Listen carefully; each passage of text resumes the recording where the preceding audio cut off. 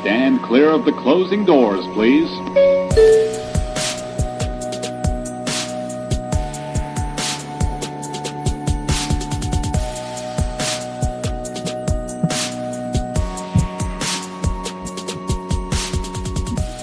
What's up, friends? Welcome back to the TV Terminal. My name is Adam Vale, Senior Editor over at the Koalition.com.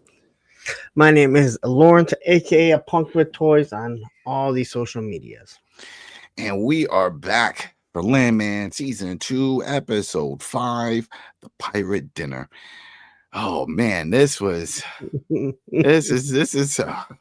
every episode has been packed. This was another 61-minute episode. If you're someone that's followed our content, you've heard us use the term filler. There's no filler because everything applies to something else. Okay, so I disagree. There's filler in this, but it's filler that applies to everything.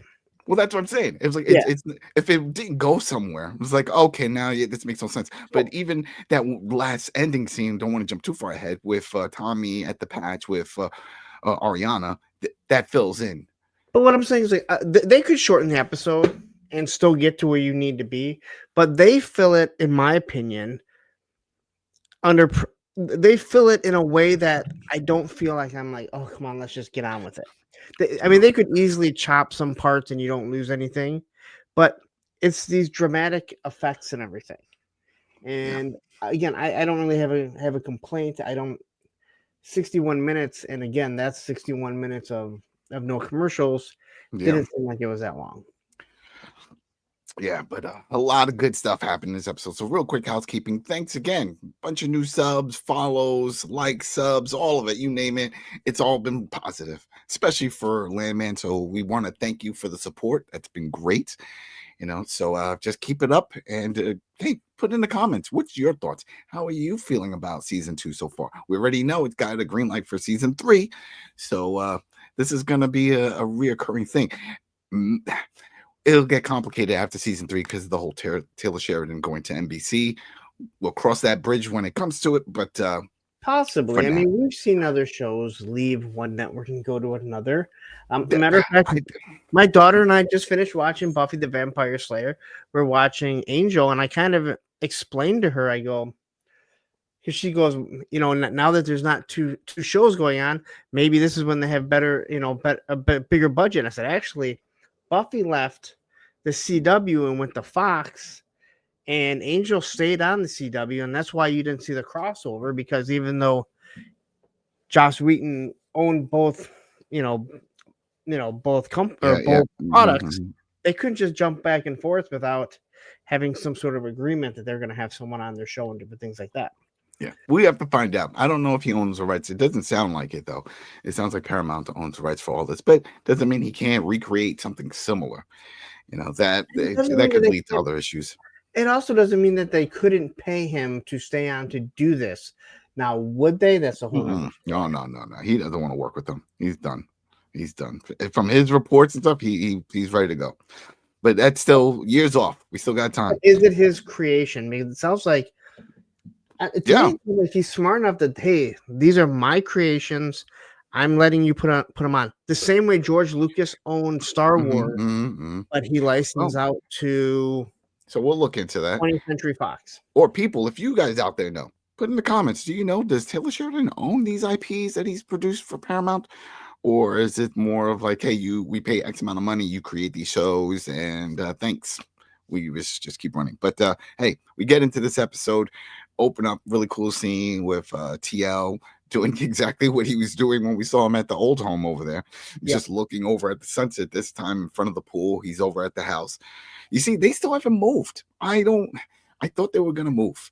That whole thing of Angela looking for a house and all that, I get there's not enough. The window isn't enough time there to move straight into a house, but it doesn't seem like it's even coming up because Nate brings it up. And I'll just play this audio. This is great. Tommy, what is your father doing on the porch? He's gonna stay with us a while. How long is a while? Till he dies. Tommy. Till he dies.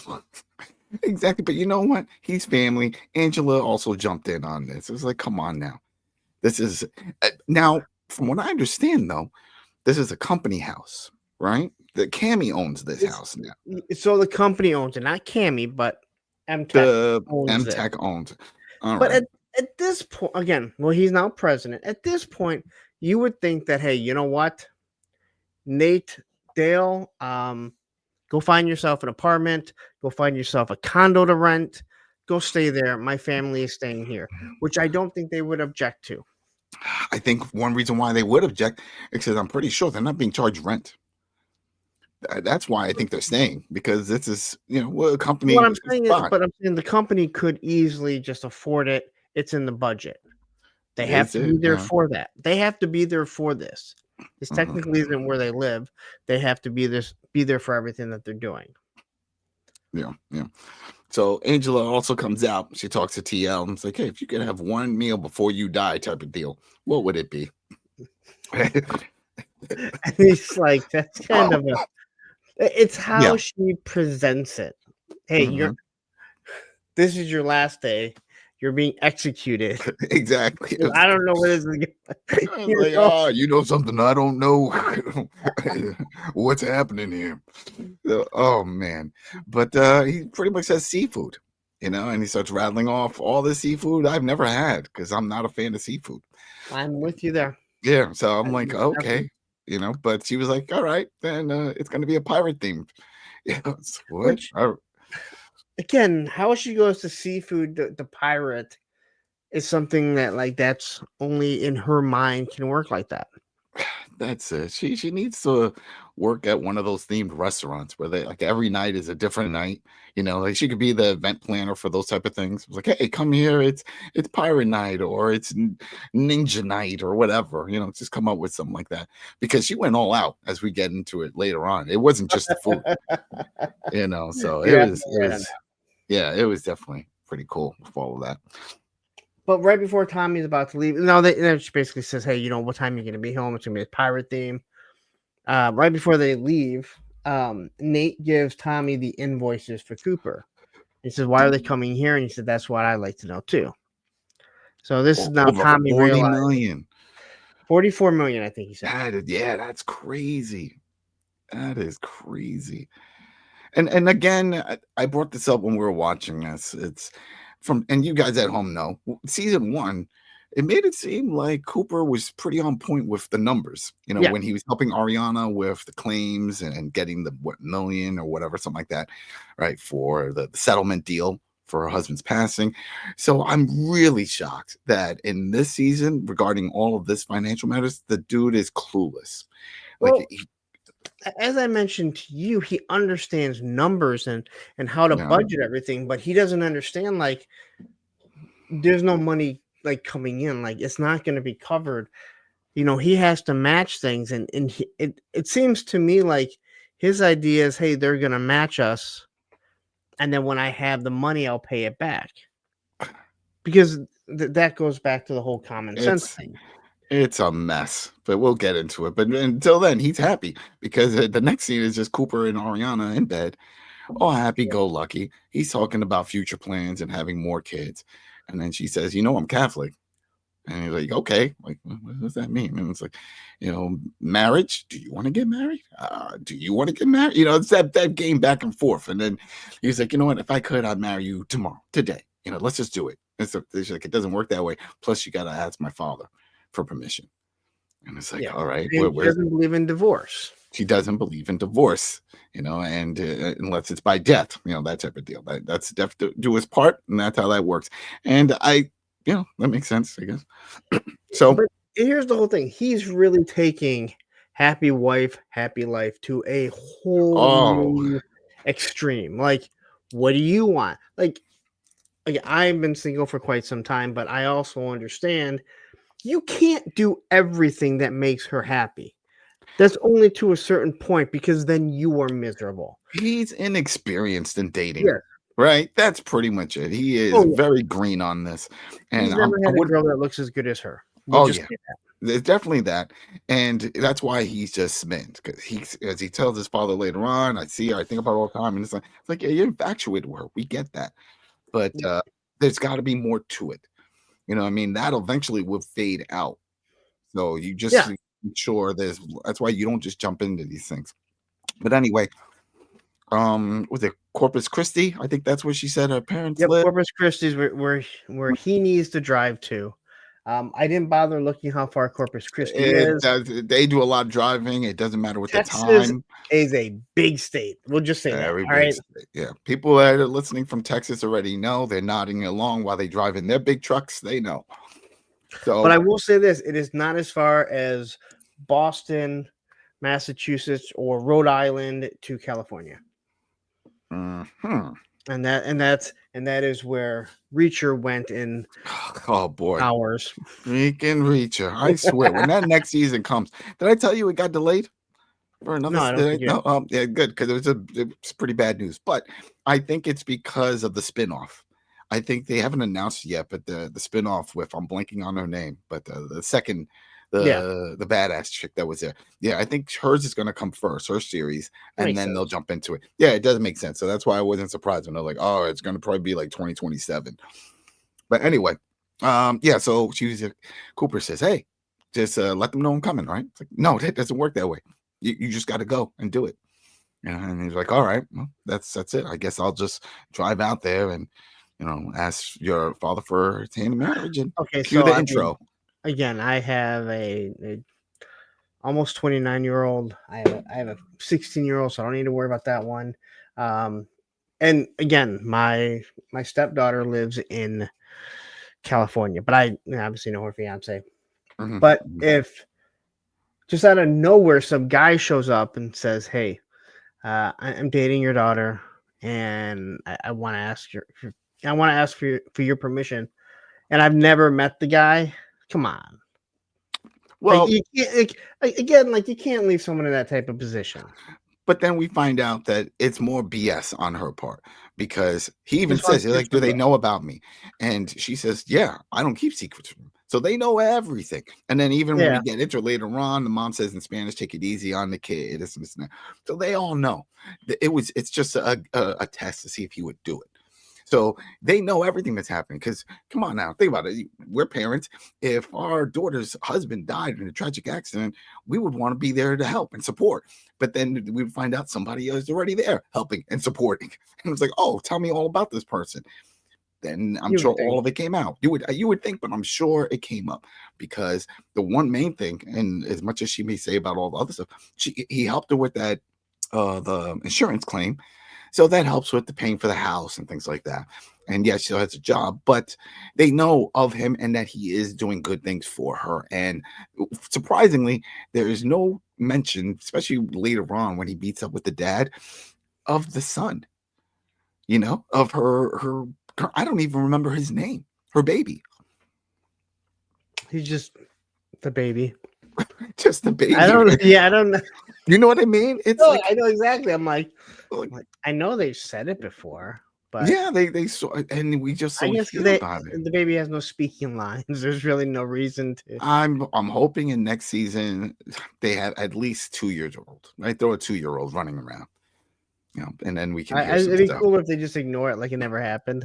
Oh, man, there was no baby. Just what baby? Oh, is this like a Happy Days with the older brother? What older brother? What are you talking about? Family Matters, where she goes upstairs and she's never seen again. She disappears. She went into the flip side, or what was it called? The upside down for Stranger Things. Down world. Oh Lord. But yeah, we jump into Tommy and Cooper. They meet at the patch. This is where he just spews all this stuff out, right? On both ends. Cooper tells him, I'm gonna ask for her hand in marriage. He says, I see you're just trying to make your relationship more complicated. So let's jump into something else. Yeah. And he talks about the $44 million. And you can get a divorce from a woman, you can get an annulment, you can't get out from underneath a cartel boss. Oh man. And I think Tommy's realizing that right now. There's no getting out from from under him. Yeah, this is going to be complicated, because he says, listen, this is what's going to happen. MTech is going to buy your lease. We're going to buy you out of this. I'm then going to hire you back. You're clearly good at sales and working with people, so I'm going to put you as a a manager. Pretty much, I have a feeling he's going to be the new Landman. All right, so Tommy rattled through numbers. Okay, these numbers could have been Steiner math for all I understood. Yeah. But what was seen is that Tommy explained all the numbers, and Cooper was absolutely lost, not realizing that the money's not coming. And even like, hey, you have 30 days here. Even if you could pump that in 30 days, then you have another 30 days, and then you don't get paid to the 27th. So that's 3 months of not getting any money. But what it is, it's that the person you're in bed with that is backing you saying, wait a minute, you're supposed to have money. And Cooper is completely oblivious. So he basically says, MTech is going to buy this. You're $44 million. You're going to come work, but you're going to be, a project manager for the most part, not just working on it. You're going to run a crew, because he says, hey, you have a better idea of the landscape than I ever did. Yeah. And it's like $9,000 a week for a landman. And he's like, you're going to be making $9,000 a minute. I think that's a little. No, I think it was a month. He said it was like a month. I thought he said $9,000 a week. That'd be fantastic. So either way, it's good money. Either way, no matter it's good money. It's definitely good money. But he's still shocked, and I was like, "Why are you shocked? Why are you giving this like duh look? You didn't sign anything. You like properly, right? It just whatever." He has his own issues with everything, right? But then we have Rebecca and Nate. They give a call to Tommy, tell him even more bad news. Right? All right. So this was one of those things we fully didn't understand, right? And they explain it, that the reason why you and I know I've been talking about this, like Tommy doesn't know about the crew and them getting sick and poisoned, and he doesn't know about this. Well, this is because when Monty was the president, they didn't go to Monty. They went to Tommy, and then Tommy delegated it. Well, now that Tommy's the president, and this is what you and I discussed, they haven't told him anything. Now, you and I were like, well, who's his underboss? Like, who's the one that's going to be running it? But Nate and Dale have been doing everything. So he was already going to delegate it to them. So they just figured, hey, you know what? Once we figure things out, then we'll report to you what the actual findings are. But Tommy doesn't want that. Tommy wants to know exactly what's going on. Yeah, it's a mess. It's a mess. I'm just surprised that they decided to just call the lawyer. It's like, if you're not too sure, then I would still call my previous manager, which is Tommy. Say, do I still report this news to you or somewhere else? But I took it as, hey, Tommy's just going to say, take care of this and then get back to me. Yeah. Well, that's where he finds out about the whole truck thing. Yeah, that comes finds out about that. Yep. He also winds up calling up Mike. Mike is the one that he smashed a bottle over his head. The numbers guy that they were thinking that he's stealing all the money for the meeting. Now that meeting is going to take place today. So he's like, all right, we're going to go and do that and get everybody together for that meeting. It's Mike. Yeah, go ahead. It wasn't Mike. That's Alan. Who's Mike? I don't know. I think Mike was just someone on the other end of the phone. I thought it was Mike. I thought that was Mike that he came. No, Alan was the accountant or the lawyer that he smashed the bottle. Yeah, that's Mike. I think was just somebody. Holy moly! I don't think it was anyone important or anyone that we've seen. He clearly was important, but no one that I don't think we've seen before. Well, Tommy then calls Dale, gets even more bad news.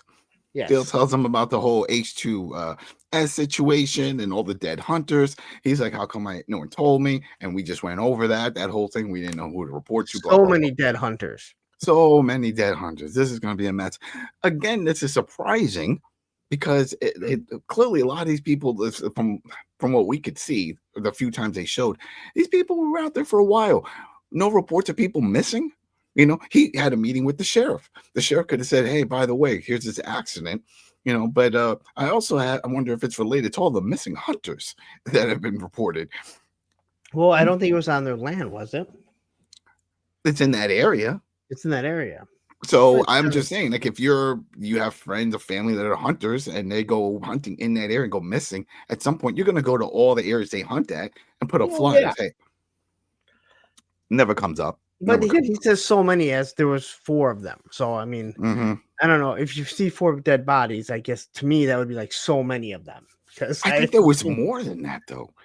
Was it? There was a lot of animals. There was a lot of. That's animals. probably it. That's probably because I was thinking that it was just over time. It was like, yeah, what we saw was a batch of those 4 hunters, but there was already when they did that drone shot, it looked like a I field. think it was animals though. That's what I think. Animals. All right. So then where are we? Oh, we get to Angela's birthday party at the old home. That was fun. Now remember, Angela's birthday is not till February, but they don't know that. They don't know that. They don't know that. And that's fine. Give them an event to celebrate. They're all happy. They start opening up presents for her, and these are all sex toys. What's going on here? And then that's when I guess the real employee of the home said, "Oh, they discovered the 2 sexy channels."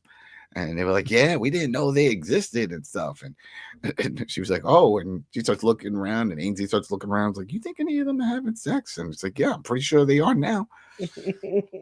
Now we've heard this for years, right? That I remember way before COVID, but there was like, there was a big outbreak of like chlamydia and all kinds of stuff in old homes. Because people were just loosey goosey, just going around doing everybody and then doing, having a good old time in these old homes. And so, yes, I get it. You get old citizen complexes, not so much not the nursing homes that you think of, but the senior citizen complexes. Yeah, they don't have anything else to do. And not just because you get old, your sex drive goes away. Yeah, for some, it can happen, but that's not for everyone. So it's really? like, I'm not surprised. So, this is cool to hear. And then they were like, all right, they're having a good old time. And she's like, all right, let's have some margaritas. Right. But then this was another one fun scene. TL calls Tommy, wants to see how his day is going.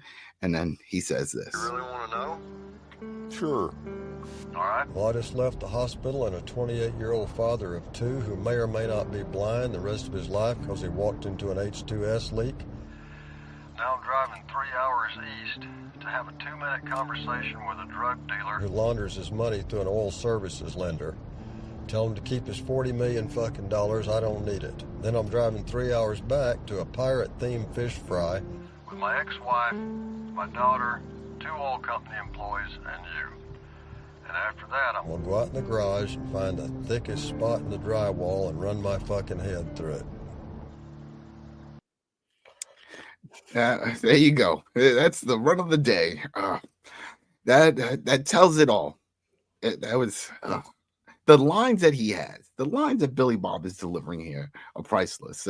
There's so many amazing lines and monologues that he's delivering. It's just it's all about how he delivers them. Yeah. I mean, you can give one-liners to people, but if they don't know how to deliver them properly, then it doesn't work.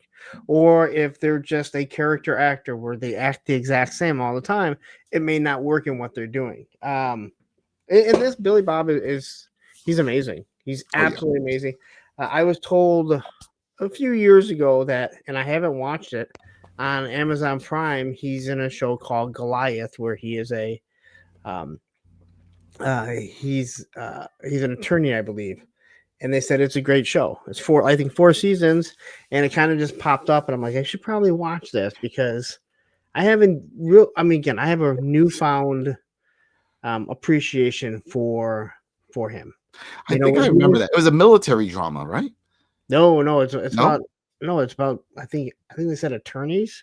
Attorneys, big high priced attorney. Oh, all right. So, but I'll look into that. Then during this conversation, the main reason why he called says that the back door is locked, even though Tommy says it was open before. Somebody must have locked it. So he's like, "Don't worry." In the front of the house, was it under the frog? There's an extra key. And pick up the frog, you find the key, and he's like, "All right." He hangs up. He walks over, and my fear, was that he's gonna bend over to pick up the frog and then tip over and hit his head on something and then just lay there. That was because the way he moves is as if he's pretty frail. So I was like, he's been in a wheelchair and he walks very slowly, but he can walk. He can walk. But no, he finds a key, and he also meets up with Shelby, the next door neighbor girl. Yes, Ainsley's Yeah. friend, Mm-hmm. and this is total filler, but I think it's really good. Like he has a conversation with her. It was kind of creepy in some ways. I'm sorry, maybe. Well, This is kind of the. she kept the conversation going I because know. she was talking about, hey, your voice is great for TV and movies or something. You should be doing stuff like that. And it's like, yeah, we all know he does. You know what I mean? It's like, And so I love stuff like this where they kind of throw this little Easter egg in. mhm. Again, I don't know if you guys watch him or like him. Tim Allen does it all the time. I watch his new show, Shifting Gears. He's already thrown in a Buzz Lightyear. They've thrown in a Santa Claus. Like there's all these little things, and I love that. We all Yeah. know that. We all know that he does all these commercials. He has this amazing voice, probably like the third best voice of all time. Yeah. And James Definitely Earl has a great Jones. voice. Yeah. But I think with this, it could be the filler, but he even said it. He was like, she's like, oh, it's nice talking. It was like, even better for me. And it wasn't in a creepy way. I think it's just having conversations with people in general. He doesn't have that. When he was at the other old home, he was just sitting in a Well, wheelchair, looking out and talking bad to the lady that was helping him until the other dude would show up. if she wasn't in skimpy clothes to begin with, and then she was kind of covering up as she walked over, I would agree with you if she was just like in normal clothes. But it seemed kind of creepy. All right. But I enjoyed. Again, I don't think there's anything. I don't think they're gonna do that. No. It just kind of seemed creepy. Yeah. But It would have been creepy. It's like, hey, you want to come over and hang out? Wait for Ainsley to almost come thought- home. Then it'd be like, I whoa, almost whoa, thought whoa. like she was gonna ask if she could come over. It was really weird. But either way, Well, it's all right. But they go and they do their thing. We get a quick meeting again with Rebecca, Nate, and all the other attorneys for the insurance company with the whole offshore drilling, and they have a completely different attitude now. Now they're like, no, we hold all the cards because they found out more info regarding missing money and the names or signs. I mean, there's a lot of stuff going on here, but it looks like they feel that they have all the power right now. So they want drilling to start within 45 days. and this is where again it goes back to the last that episode. Nate should have been in that meeting. Yeah. He was the one that understood how everything worked, and Tommy was the one that said, "Nope, Rebecca's going to handle it. She's a bulldog." But Nate's the one that actually understood how everything worked. But now they're behind, and they found out a whole bunch of stuff, and they want weekly progress reports every week. Yeah, but then that's what a weekly progress report is every week. So yeah, exactly. There you go. Weekly means weekly. But the fact that Nate even tells when he calls Tommy and he says, "Hey, the reason why they're playing hardball with this is that Cami's name is on everything. Cami's still alive. Yeah, he's now in control of the company, so they can move forward." Because remember, that was the whole play that Rebecca was pulling. It's like, oh no, the owner's dead. We're just trying to pick things up now. We need more time. Okay, that made sense. But then when they saw Cami's name was on everything else, nope. Now we can just expedite. Where's our money? But what I like about this scene is that this is where you're seeing the acting ability of the actress who plays Rebecca. She is now, this is where she's actually pushed back. She is taken aback. She's no longer in charge. Her bulldog attitude isn't going to save her or get them anywhere. Because they've realized, like, we have you guys. Yeah. We want this. You guys have to produce, or else you're going to end up, foreclosing or whatever they call it. Basically having to turn everything over. They're going to get in trouble, and she doesn't know how to handle it. And I thought they did a wonderful job with that. Yeah, it's going to be a mess. It's going to be a mess. So he hears all this, but he's already stepping into a meeting with Danny. So he goes in there. You see Danny. He's doing his little putting. A cool scene right there. Just with the background and the windows, and he's like putting around. Life is good for him. And Tommy thinks he's got all the cards right now. So he's like, hey, listen. We're buying off, MTech is buying off the debt from Cooper. Here, the $44 million. We don't need a partner. Thanks, but no thanks. And then we're moving on. And he's like, that's not going to work. And pretty much after a lot of back and forth with stuff, that's when Danny comes clean and says, I already made a deal with Cami. But before this, they talked about what happened in that bar basement. Well, yeah, they finally bring that up. That was something that we were like, what the hell? Like, and they didn't address the name change, though. They didn't address the name change. He knows that he was him, but he didn't address it. It's like, yeah, you want to call yourself whatever it is, because that was a different one. I have to go back and watch what he called him. But either way, like, he basically addresses everything and tells him, hey, you know what? I know that what you're doing. I know this. There's no proof of it. But at this point, Tommy doesn't realize that Cami, who can't seem to shut her mouth, and I'm sorry, I'm starting to turn on Cami now. Cami can't shut her mouth. She went and talked to him. Now, Cami needs to be the strong person, right? I'm a woman now. I'm put in charge. People are going to try and talk down to me because of that's who I am. I have to make my own point, and I have to go make these deals. Well, guess what? It completely burned her and the whole company, because right now, here it is. He knows he has Tommy. Not only does he have Tommy because he saved his life, but now he knows, hey, you know what? You guys don't have money. And Cami told me everything that I need. So maybe you need to go talk to your boss. And then that's where it gets complicated, because, like, hey, Cami, you have people in place for advice. That's why they're there, the lawyers and the Landman Tommy. Fine, this is a choice, but how about bring this up to them first and say, hey, listen, I talked to Danny. He's big into investing in people and this and that. What do you think about it? And then that's when Tommy could have told her the whole story of what happened with the cartel and stuff, which he eventually tells her. Yeah, and it's different if Cami knew that, like, hey, you know what? We knew Monty was going to pass away. I started going to meetings with him. I started to understand how to run this company, the oil business. She never did. So now she's just going on her own because she has to prove that, hey, you know what? You can't just step all over me. And unfortunately, she pretty much screwed herself. Yeah, and I'm wondering if she's lying with some things, because remember, she was like, I don't know where the money is, this and this and that. But then when the other lawyers said her name's on everything, was she just signing things? What did she think she was signing?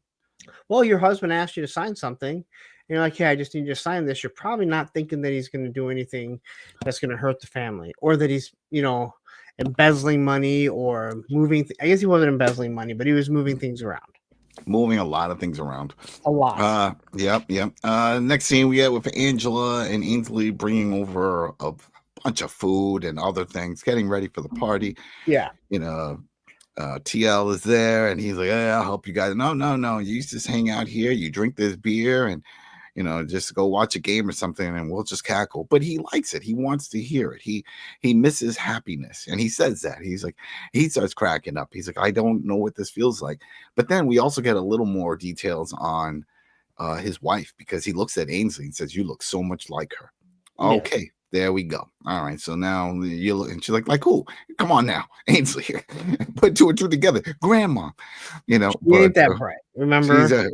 Man. As sharp as a marble, this one. So yeah. So he laughs also, and he just sits there, and he was like, okay, I'm just gonna sit here and drink my beer. So there goes that. But then this is where all the stuff goes down, right? This is I wrote the meeting with Mike, but that's not Mike, that's Alan, right? That's okay. See, that's damn. Where the fuck is Mike? Shit. All right. So it's there. That's when he starts telling him a bunch of stuff, to the point that even Tommy was like, all right, you got to really sit down with me one day and tell me how the shell game works, because it turns out they still have the money, but it's just tied up in a bunch of other things and going on. They can't just get it out. They can't get out, because if you get it out, then you get hit with charges, this and this and that, right? So they have to figure something out. And he comes up with this idea. This is Alan. Oh, we'll file bankruptcy, and then they can take the planes and all that stuff, and then we can still be back in business after that. But it's like, what about all the leases and those type of things? Oh, that's gone. It's like, then the business is gone. That's not what Cami wants. But no. Tommy's like, how about this? Everybody leave, including lawyers. I just have to talk to Cami. And then this is where it gets to that craziness right there. That he spews everything out about being tortured, the cartel, the deal that he made with the cartel for the land rights. But then they wanted a little more, and being tortured, dousing gasoline. And that guy showed up to help him, Danny. And she was like, oh, yeah? He's like, yeah. But you know why? And how he knew that? Because it's his cartel. So I know where he gets his money from. And I really was surprised by her answer. Well, you don't know everything. Yeah. She was standing up for him. Really? I'm sure you know Tommy a hell of a lot longer than Danny. Well, Tommy can't prove it. Right? Tommy can't prove that Danny's money is there. Cami is still in mourning, but she refuses to lose, her husband's business. So she's like, this is what we're doing. End of story. And don't you, and basically it tells him you do not summons me to a meeting, you come to me. Oh boy. Which where were they meeting at? That's what I was. Where the hell were they meeting? I thought they went to Fort Worth. I don't know where they were. He does so much driving in this show, all over the place. They were in Fort Worth. That's what I thought, because later on when he's at the bar, he starts talking about the bartender, while they're plugging Troy Aikman's beer on the show, and he starts talking about how long does it normally take in your ride from from that area to this area, and he's like, about 4 or 6 hours. How much you think it took for me? Go lower, go lower, go lower. It's like 3.5 or something like that. So he was definitely racing. But that Cami attitude change. I get it. She's confused. This is a lot thrown at her. But man, do you really want to start burning bridges with your closest allies, especially someone like Tommy? He's not trying to mess with her. He's trying to help her. That's exactly. I don't fully understand that. Like why? Why she wouldn't just trust him? But she's scared of losing this business. She doesn't fully understand how it's run. She's learning on the fly. But again, like Tommy is the one that, hey, I'm going to run this for you. Yeah. We never hear that like Tommy is trying to keep her out of it or anything. Just hey, I'll run it for you. Yeah. They just need to figure out this mess. Where's all this money? Yep. But that was the other thing during that meeting with Cooper and Tommy. After hearing all that bad stuff, he still said at the end, he was like, all right, well, I'm going to Corpus Christi. I have to go do something. He's like, okay, all right, here we go. And there he goes. He shows up at the parents, Ariana's parents' house. We crack jokes on the dad, how young he looks. Maybe it's the heat. Got the good skin. It's doing that whole thing. But he sits down with him, and the mom comes over, and she even whispers in his ear in Spanish. She said, go easy with the kid. So right there was a tip off for us that Ariana already told her. They know this is more of a test to see if he would do it. And he says, I love your daughter. She loves me, and I would like to ask her hand in marriage. It's like she's a grown woman. She doesn't need my permission. But she knows that. She made you do this to see if you would do it. This was a test. A comment about her other husband. He just had to walk a couple houses down. This guy drove 2 hours to do this. Yeah, that's right. So I mean, he proved it. He's proved it. He's serious about it. And then he does the dad thing. He threatens. Yeah. He's like, but he starts off with the obvious ones. Like, you don't look the type. But anyway, if you lay a hand on her after she kills you or beats you, whatever, then I'm gonna come over and finish the job. I think not everyone has to look a type to do something awful. Well, that is very true. That's very true. But that was his wording, and and he invites him to stay the night because it's a long drive home. Yeah, so supper's almost ready, and you just stay the night. Yep. Then where are we now? I think this is it, right? Tommy at the porch. No, at the patch. That's it. He shows up at the patch. That's where he had that meeting with the bartender. Talks about the whole speed thing of traveling back and forth. But then he notices Ariana's working. So how long has that been happening? He said, oh, wow. How's it going? It's good. So then he decides to go over there. He talks a little bit to her. She's already giving him a little attitude. And she feels that he just doesn't like her. And he's judging her. And he's like, no, I'm not judging.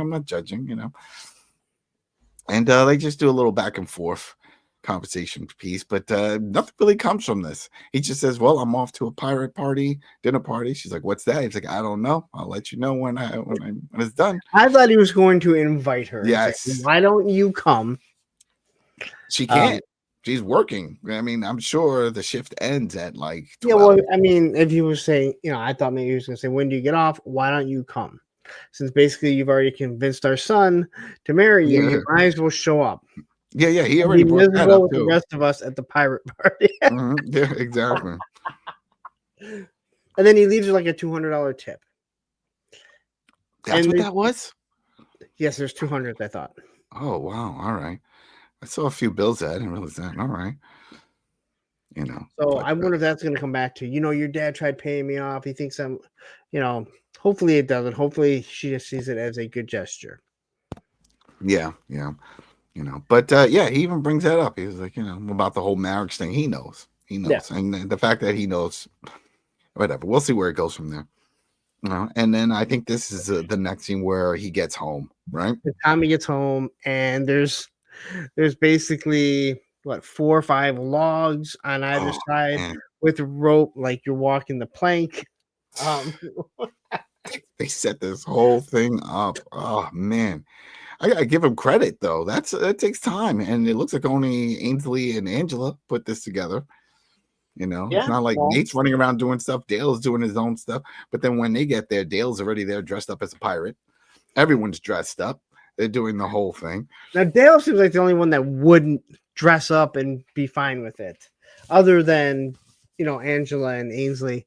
But we see everyone is dressed up.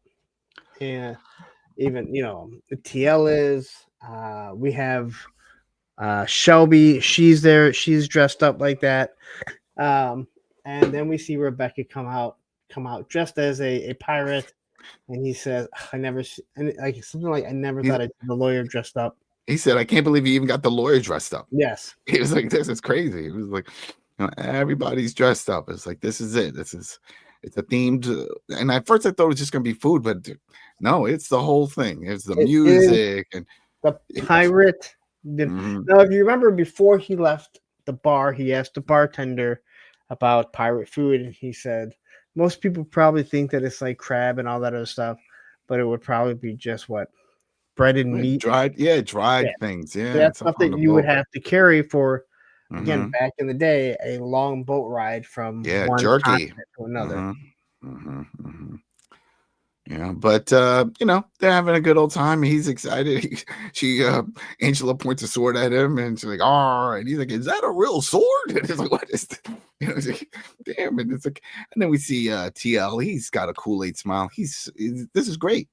This is great. This is great for him. He's like, he doesn't understand why Tommy's miserable. Hey, this is awesome. You're coming home to us all the time, and Tommy's just like, you're gonna find out. Yeah, like this is great. But that's how this ended. A lot happened in this episode. A lot happens in all these episodes. A lot of different moving parts. Yep. What's going to happen with the Danny situation and Cami? That's a partnership. There's no dancing around it. They've given us a season and a half to figure it out. Yeah. I mean, if it ends after 3 seasons, they give us more than just the end of this season to end the story plot, which I don't know. That seems like a big story plot to get rid of if they're gonna I'm curious to see if they're going to show the show set up an offshore drilling site in 45 days. I think they're going to have to show something. Right? Like they'll do some kind of montage or something, like when they show setting up a new drill site. Do something, because 45 days sounds like they all said it sounds impossible to do. But the lawyer was like, it's not impossible. It's just very short. Yeah. So it's curious to see how that pans out. But hey, everybody, thank you for tuning in and checking out our review coverage for this episode and all the other episodes. We got a bunch of other shows. We got Spartacus going on and Mary at Kingstown, another Taylor Sheridan show that's going on. But we will be back next week for episode 6. And thanks again for the support, the likes, the subs, the hypes, and the comments. Just keep jumping in and let's just keep talking about Landman. Fantastic show. All right, everyone. Take care. Have a wonderful week. Later. Peace.